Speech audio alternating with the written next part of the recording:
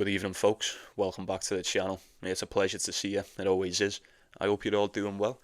Quarter-final time for us today over in Vienna and in the Swiss indoors. Shouldn't take that much of our time. Get your comments in with your predictions. Anything that I'll be going for today will be in that pinned comment, so you're more than welcome to take a look at that. You take it if you want, you leave it if you must. It's entirely up to you. The choice is yours. But make sure you like the video. Get yourself subscribed to the channel if you're not already. We get very close, very close every day to that 3k. We continue to grow. Get yourself involved. It would be an honour to welcome you to the team. Well, very well. We'll do a quick recap of yesterday. Recap time. It's time for the recap. How did we all get on? Did we win? Did we lose? Did we just come close? Most importantly, did we enjoy those games at tennis? I'll go first. Easy plus money double with the two Canadian boys today. Shapo, Felix Auger-Aliassime. Thank you very much. Easy work, both in straight sets. I'll take that. Fast cash. We all like that, do we not? But share with the group, get yourself involved. Let us all know how you managed, and we'll waste no more time with it. Let's get right into business. Let's get it on. Team, Jamie Munar, very interesting. It's going to be a decent match, I would imagine. Given on the way these two have performed so far this week, I'd say we are in for a rather interesting contest indeed. Kind of expected this to be the quarterfinals. Jamie Munar beat Ben Shelton again. We said it was going to happen. Shout out to those who took him to do just that. But I don't know about you. I think currently you're going to have a much harder time against the likes of Felix than what you will against Ben Shelton. That is just my opinion, of course. I do think Jamie Munar's playing well this season. Some of the best, if not the best, hardcourt tennis that I've ever seen him play. Definitely indoors as well. I mean, look at his indoor record. Excuse me. 5-1 indoors, 12-2. For the Canadian, 24-10 for Felix overall on the hard court, 15-11 outdoors for the Spaniard. Played each other 3 times, head-to-heads 2-1 to Jamie Munar. They were both in 2018, and then Felix beat him the year after that, all on the clay. Doesn't do much for us in this one today. Now look, I'd have to be going with Felix. I just think he's been too solid for too long for me to deny him at this point. Cannot deny the form and the momentum of the Canadian, absolutely not. After coming off the title, had a routine win against Gabe Diallo in the first round. The match against Marin Cilic, it was a bit tougher. It was a tougher task. 2 tiebreakers, straight sets once again, but you just can't touch the serve of Felix. Untouchable, absolutely untouchable. That could just be the deciding factor in this one today. I do think Felix has been a little bit better behind the first serve than Jamie Munar. But as for the Spaniard, he's managed to defend that second serve just as good, if not a little bit better, than Felix so far this week. We could be in for a close one. My only concern in this is the obvious one, the fatigue for Felix. He's played a lot of tennis this month. This would be the 3rd tournament, and he's played a lot of good tennis, a lot of high-level tennis. Inevitably, the fatigue begins to creep in. It sinks its claws in, and it refuses to let go. And it can hit at any time, whether it be prior to the match or midway through it or whenever. You know what I mean. It's very hard to sit here and gauge whether that's going to be the case during a game of tennis or not. But you've got to keep it in mind. Now, the only thing putting me off this is a personal superstition. You probably know what I'm going to say, but the price for this is 1.3 today. And I always say 1.3. That is the price you've got to pay for Felix to ruin your day. I weren't quite at that yesterday. I had him on the parlay. I got him around 1.4, just a little bit over. So I thought, go on, why not? Doesn't quite fit with the superstition, but today does. It really does. 1.3, 1.35. Depends. It depends. I'm not too sure. Providing he might just be good to go. I'm assuming he's good to go. Like, for the sake of the prediction, it would be Felix. It would have to be, given he's fit and fresh to do this one. But if you're feeling a bit worse for wear, if you're feeling a bit sapped for energy or whatnot, I do think Jamie Munar is he's not exactly the opponent that you'd want to play. He's got bags of energy, 3 bags full, sir. He really does, and he puts everything back in play. He does. Could be a tough one. Just depends what version of Felix we get. There's been nothing to suggest he's going to slow down. Like I say, even though he had 2 tiebreakers against Marin Cilic, he just looked in complete control. He really did. And given what we know on the hard court, it would always have to be the Canadian in this one. So give me Felix Auger-Aliassime to see that one out. And then next up is going to be Joao Fonseca, El Shapo. This is the one, I can't wait for this one. This is the one I'm looking forward to the most out of the lot today. Who's it going to be? Who's it going to be? We did have Joao Fonseca to beat Jakub Mensik the other day. Like we mentioned, Mensik didn't even turn up for the match. He had to pull out, so Fonseca has had a little bit more rest. A bit more rest. He is in to the quarterfinals due to a walkover. For that fact, he looked great against Giovanni and Pecci Pericard, but I don't want to take anything away from the lad because he did look good on, statistically as well. The stats would suggest so. He played very well. But you're going to against Gio. You can pad them stats against him because he's not going to return anything. Your first serve will look good. Your second serve looks fantastic against the likes of Giovanni and Pecci Pericard. So I do think he's one of them players that makes you look a bit more better than probably what you're at. On the serve anyway. On the serve, that's for sure. Trying to return against Gio's, it's an absolute nightmare. Not a lot you can do against that. Fonseca just managed to hang in there, grind it out. And he came in a bit clutch in the pressure moments. I'd say Gio is he's a bit squeaky sometimes, isn't it? All it takes in a match like that is one or two unforced errors, and that's your set, that's your match. Very fine margins. But good shit from the Brazilian, all in all. I imagine, I had a feeling he would have done more or less the same against Jakub Mensik, with the big save or whatnot. Mensik, Gio and Pecci Pericard, they're not one and the same, but they do share a lot of similarities, you have to admit. Now he plays El Shapo, and he's nothing like the two. He is nothing like the other two. He kind of struggled against Marcus Garon, and although it was a close match, a lot closer than what I would have liked, but I was very impressed. He managed to hold his nerve and his serve and come out at the end of that one. And then the game against Valentin Roy today, shout out to El Shapo. He was the other guy I had on the double, the Poutine double. Fucking flew in today, didn't he? He had to come back from a breakdown rather, against Valentin Roy. And then he just took over, complete control in that match. Fantastic.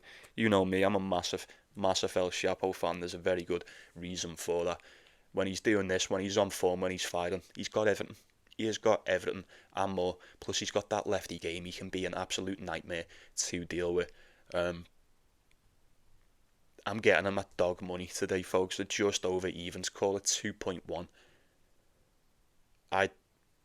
I'm looking at El Shapo today. I am. It's very hard for me to look away from Joao Fonseca, that performance he put in against Giovanni and Pecci Pericard, but I've said it all season, the kid just, I don't know. The kid's really good. He's really good, but this will be as far as he's got since he won that title over on the clay. Now, he did win the title on the Challenger Tour, but I'm talking main draw. Ever since Argentina, bunch of 0-1s, 1-1s, 2-1s. Never really made it past this point. El Shapo, when we're talking indoor tennis, I've said it all the time, tends to be one of the best, especially this season, 9-1. He's lost one game, won himself a title, come back indoors, got to the semi-finals, and then, he's on a run once again over in the Swiss indoors. I'm not surprised. I do think not only is he a lot more experienced, the past 2 seasons indoors, El Shapo has been very good. He's been very good indeed. And this season, we've kind of seen a version of El Shapo that we haven't seen for quite some time. When he can reach this level, he's so dangerous. He is so dangerous. And even though he's an underdog, I can't help but disagree with that. If this is going to come down to consistency, you would probably side a lot more with the Brazilian, even though he's younger. He's a lot more wet behind the ears. He tends to look, when he's playing good, he tends to look a lot more solid behind the serve or whatnot, doesn't he? You have to admit, El Shapo, we never know what we're getting. We never know what we're going to get. But when the going's good, you've just got to take it and run with him. You have. Because he's so hard to beat. He is so hard to beat. He comes out at 100 miles an hour, and when he takes over, there's nothing you can do. There is nothing you can do. I imagine Valentin Roy and a lot of people supporting Valentin Roy would have thought he had him in that first set, and then within a blink of an eye, there you go, done. Oh, you've dropped the second one as well. You've been absolutely hammered. It's the way it goes. Good tie break in the first set, and then a 6-2 in the second. Fantastic. How's he going to hold up? I think he'll be fine. Fonseca's obviously going to be fine having the day off. Would that have just maybe taken him out of his rhythm a little bit? I'm not too sure. There's 2 ways you can look at that. I'm not going to overthink it too much, folks. I'm going with El Shapo. Dog money, plus money. Denis Shapovalov today. That would be the way I would have to look on this. If it's pinned, it's pinned. If it's not, it's not. I do still have one outright that's on the line today, so I may not have to force anything as far as a bet goes today. But like I say, Denis Shapovalov as a dog, take him for a set. You'll get decent price for that as well, I would imagine. Then the other one is Casper Ruud, Davidovich Fokina. I'd have to go with Casper Ruud. Not only would I have to go with Casper Ruud, but like I've just mentioned, I do have one outright that is on the line today, and it is Casper Ruud. All I need is for him to get past the Spaniard, and we're done. That's the first outright cashed. Casper Ruud 2 in the quarter. I do believe Davidovich Fokina will be the toughest task that he's had so far. Over in the Swiss indoors, Quinton Hallis, no match for him. Stan Wawrinka, that's come back from a breakdown in a pair of them sets to take out Stan Wawrinka, but I was never in much doubt he was going to win that. Davidovich Fokina, decent one against Sonego. A ropey game, a dicey game, but it was a decent win against Jensen Brooksby, but could have easily went the other way. Not a very convincing win. He comes into this one as quite a big dog, 2.7 for the Spaniard, 1.4 for Casper Ruud. They've played each other 5 times, head to head it is 3-2 to Casper Ruud. He beat him twice last year, once on the hard court, smoked him over in Miami, and then he had one of the closest matches over in the French Open. That went the way of Casper Ruud as well. You're going back to Toronto 2023 when Davidovich Fokina last beat him. That was on the hard court. And he beat him on the clay as well in the French Open 2021. I would have to go with Casper Ruud. He looks super confident at the moment. He looks very, very confident in his abilities coming off the final. Well, coming off the title over in Sweden. Couple of doubts about the fitness, coming into this one and what have you. And he's looked fantastic. He's put all them doubts to bed for me personally. He looks like he wants to go for yet another title. Like I said, Davidovich Fokina, I said at the start of the week, didn't I? He's due a good run. I had a feeling he was going to go on a bit of a tear here, put on some decent performances. Decent one against Sonego. Went to war, had a close game, barely escaped with a win against Brooksby. Coming up against this version of Casper Ruud, I don't think it's going to get any easier. As a matter of fact, I think it's going to be 10 times harder. Not only do I need Casper Ruud to win, I genuinely do think he's going to win. I preempted this, hence why I took it on the outright. It was going to be either him or Brooksby, and you'd fancy Casper Ruud against either one of them pretty much on any given day. So at 1.4, you get quite decent odds for that as well. It's the sound parlay piece, it really is. I'd be looking at Casper Ruud to see that one through. And then the last one, there's no odds for it because it's only just finished, recently finished. It's going to be Riley Opelka and Hugo Humbert. Hugo Humbert looked fantastic against Taylor Fritz once again. Who did he play in the first round? Sebastian Korda. He's just been scalping Americans, hasn't he, over on the indoor hard court. We ain't in the States no more, obviously. But now he's got Riley Opelka. And this will be a massive task. I don't know what the odds are going to be. I can't remember the head-to-head, even if there is one. There's literally nothing for it, so I'm just going to have to go off what I know. I think Riley Opelka, he did come through qualifying, didn't he? Come through qualifying. Routine win in the first round against Sebastian Baez, was it? Standard win. The game against Van der Sandschulp was a lot tougher. But he managed to see that one through. I think I've got that here. 2 tie breaks and a 6-3. The amount of aces he put in as well, I can't remember the exact number, but it was like 300 aces or something like that, which is exactly what we expect from Riley Opelka. He was on a bit of a skid prior to this, a 5-game losing streak, but whatever he's discovered over in the Swiss and does, Swiss steroids maybe, no, I'm only joking, but it's clearly working for him. There must be something in the chocolate. I would like to take Hugo Humbert in this once again, because he seems to be in form. And I ain't seen him play this good all season. But now he's come indoors. Am I surprised that he's playing good and he's whipping the shit out of everyone? No, absolutely not. Said it before, say it again. Hugo Humbert is one of the better players that we've got on indoor tennis on the ATP tour. That's no doubt about it. He looked fantastic again against Taylor Fritz. He really did. Even though Fritz didn't look that promising in his previous game, I'll give him that. But then again, Valentin Vashro looked fantastic as well, so maybe that's neither here nor there. It is what it is. Riley Opelka, there's always enough 3 points behind that serve. You can just turn up and do what he does. He's hard to play against. He's so hard to play against. I was concerned about the fitness of Riley Opelka before the tournament, and he come through qualifying. Didn't know how he was going to look against Baez. He looked fine. I was even more concerned against Van der Sandschulp. He looked fine, but he did have to go to war. And now I am super concerned for the fitness of Riley Opelka. that may be the issue, that may be the problem, and if that's going to be the case, Hugo Humbert will win this game. But I'm just worried about if Opelka can turn up and fire that serve off and do what he does. Doesn't matter who you are, you're not going to find any rhythm within these games or within these sets, so you're probably just going to have to settle for a tie-break. And who knows what the fuck's going to happen with Opelka in a tie-break. That's it's in God's hands, innit? So I'll probably just stay away from this one. I am going to be watching it. I do want Hugo Humbert to win. I'm going to be cheering me boy on, no doubt about it. But he's in for a tough one. If Opelka's good to go today, you're in for a rough time. I would imagine you're going to be in for a rough time with them service games of Opelka. So we'll see how he gets on. Is Alex Di Minor, Matteo Berrettini. It's going to be a decent one. It's always been an interesting match when we've seen it in the past. And we've seen it 5 times before. That's right, head-to-head is 3-2 to the Italian. He's beat him in the last 2 games. And just when I was going to sit here and say Berrettini's done fuck all season, I completely forgot that he beat Alex Di Minor over in Miami earlier on in the season. That's right, 6-3, and then a tie-break. And then 2 years ago, he beat him in Wimbledon as well.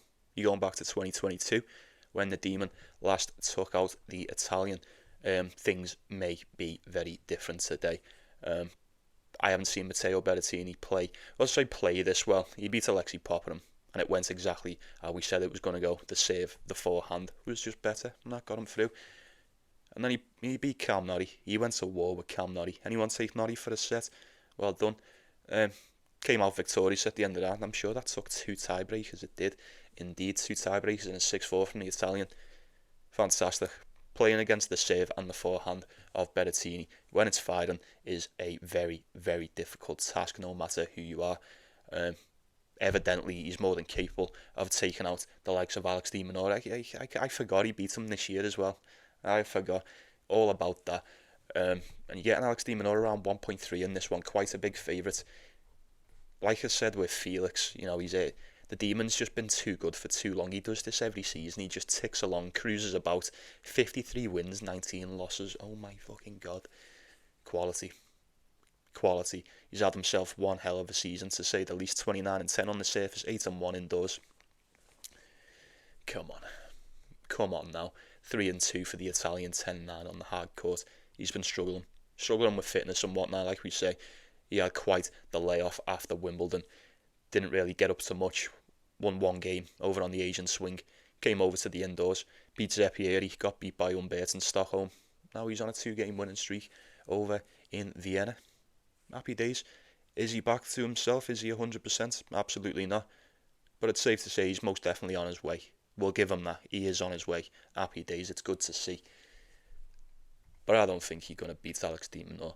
At this point, if you get him back to fitness and you get him back into stride, you don't want to face someone like the Demon. Now, I always say, don't I, the forehand and the serve of Berrettini, like I've just said, it's a nightmare. It can be a nightmare for anyone. But the one thing I always say every time about Alex Di Minor, he redirects that pace. He plays within the pace very well. And we find out very quick with games with the Demon how quick you actually are with playing within your own pace. Absolutely. Not many do it as good as this guy, that's for sure. And he's flew through his first 2 games as well. Radionov, Mislic, both in straight sets. I expected nothing less. But let's face it, on his day, Matteo Berrettini is better than Filip Mislic and Radionov together. Put them together and you still get a more complete player in the Italian, in my opinion. I'd approach it with a bit of caution. I need the Demon to win. I've still got him on the outright, as you probably know. I peered into the void. I really did. I've read the ancient Sanskrit text on the wall, and it said the Demon gets this one done, and he gets beat by Jannik Sinner in the semis. Hence why I took him to reach the semis and no further. Kind of a strange bet. The point of exit, I think it's called, or the round of exit, something like that. But I don't know. If you think it's got a chance, right? Give me the Demon to get this one done. I kind of need it for the sake of the outright anyway. And then next up is going to be Talon Griekspoor taking on Alexander Zverev.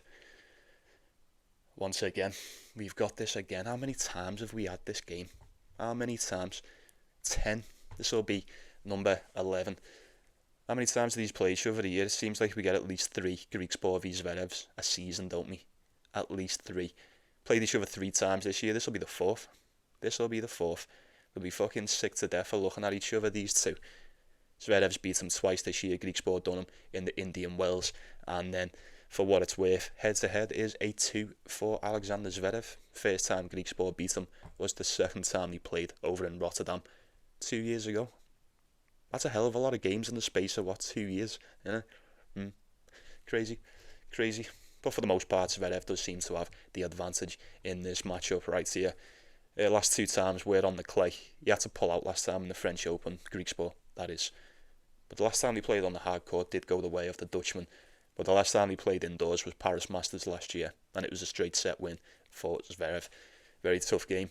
Bit of a reoccurring theme for today's video, but they all come into play. We're at that point now where they've all got to step up. I still have Zverev on that outright. After the match against Jacob Fernley, I was very worried. I was rather concerned coming up against Matteo Arnaldi, who he has struggled with in the past, but he looked 10 times better. He did. The game against Fernley, you've just got to forget it. It's in the past, forget it. It's a new dawn, it's a new day, it's a new match and a new opponent, and he looked much better against Matteo Arnaldi. Gives me a bit more hope coming into this one against Tallon Griekspoor, so I would say. But up until this week, we know Tallon Griekspoor's been in the mud. Ever since Mallorca, he's looked completely checked out. Not too bad in Shanghai. Scruffy game against Brooksby, and then Sinner pulled out against him. It is what it is. Took a set off Vachereau, took a set off Fernley. Game against Karen Khachanov, you just couldn't break him. And then the game against Munar, you just couldn't do much against him either. He's serving well again. It appears that he may be serving well again. And when Tallon Griekspoor's serving well, you cannot break him. And there's always tie breaks. You never know who's going to win these games. Even when he looks down, he's never out. And especially with, I'd say, the bad run of form that he's been in prior to this, it's easy to look at this matchup, especially for me, and say, yeah, Zverev should be beating him. But Zverev ain't been too great as of late either. He hasn't. As a matter of fact, it was literally 2 days ago. I was very, very concerned. So I'm not super confident to get this one done. 1.4 kind of makes sense, given the head-to-head and what have you. But Tallon Griekspoor always poses a threat. Just when you think he doesn't stand a chance, he'll turn up and he'll put one on Zverev. I mean, look at that against Jannik Sinner before he pulled out. You'd have never thought he'd have got that close, and he ended up taking a set, and if he hadn't pulled out, he may have just won it. Who knows? He's very tricky. I do believe he's played much better over in Vienna than what we've seen since Mallorca. But Zverev. And I'd always expect him to get it done against the likes of Tallon Griekspoor. Even if it's only just, I would have to side with Zverev getting that one done, the number 2 seed. And then we've got Jannik Sinner, Alexander Bublik. Sub 1.1 for Jannik Sinner, look 1.07. So Bublik on the spread could not talk you off of that as far as a bet goes. Played each other a few times, head-to-head is 5-2 to the Italian. Look, they played each other 3 times this year, we'll go off that. Sinner bullied them in the French Open on the clay. Then we went over to the grass. Over in Germany, Alexander Bublik dropped that first set and then come back, won the second and third. Fantastic. But then that game in the US Open, what's more impressive? Alexander Bublik being in the form that he was in and beating Sinner on the grass. He was beating everyone at the time. But then he remained in form going into that US Open. We all had high hopes going into that, didn't we? And Jannik Sinner just fucking bullied him so bad. 6-1, 6-1, 6-1. Unbelievable. You've never seen anything like it. That's one of the more one-sided games I've ever watched. Now, I don't know what was more impressive, the fact that Bublik had beat him on the grass, or the fact that Sinner took out that version of Alexander Bublik in that fashion. I'll let you be the decider on that.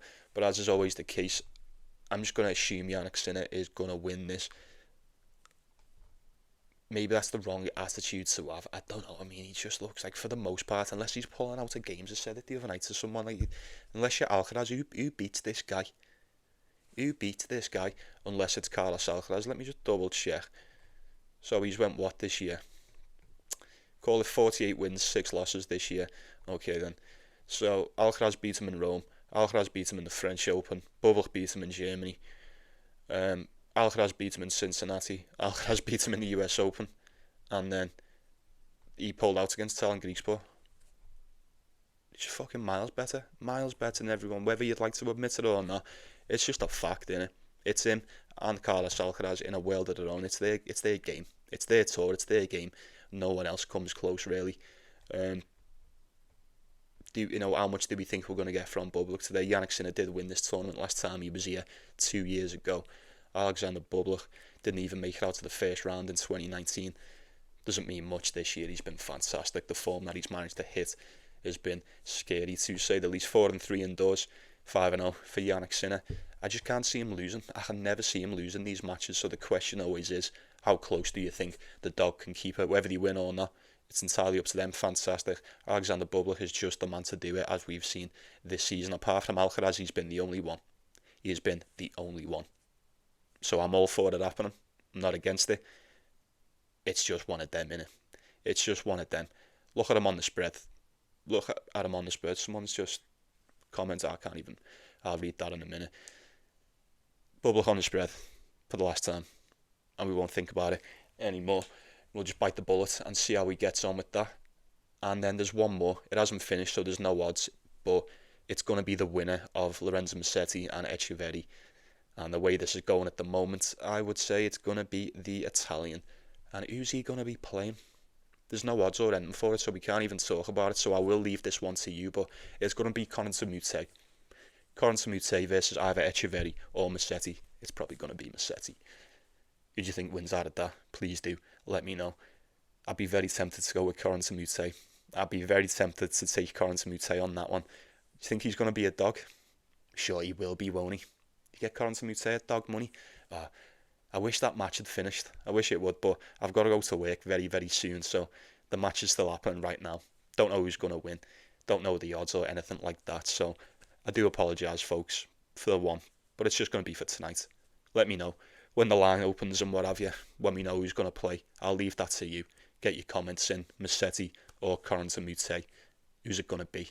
There can only be one. It was, once again, another day in the bag. Happy days. It's good to see you. It's always a pleasure. Appreciate you stopping by. Thanks for watching the show. Like and subscribe before you go. And I'd appreciate that too. Sound. You take it easy. Take care of yourselves. Take care of one another. It's the most important thing. Get yourself involved. Let me know what you're going for. Share with the group. Don't be shy. Anything I'm taking will be in that pinned comment. Let's try keep it going. Fingers crossed for the outrights. Wish me luck. And I will wish you luck in return. Wish you the best of luck as always with your day. However you decide to go about your business, I'll be seeing you around. Have yourself a decent one, folks, and I'll see you tomorrow.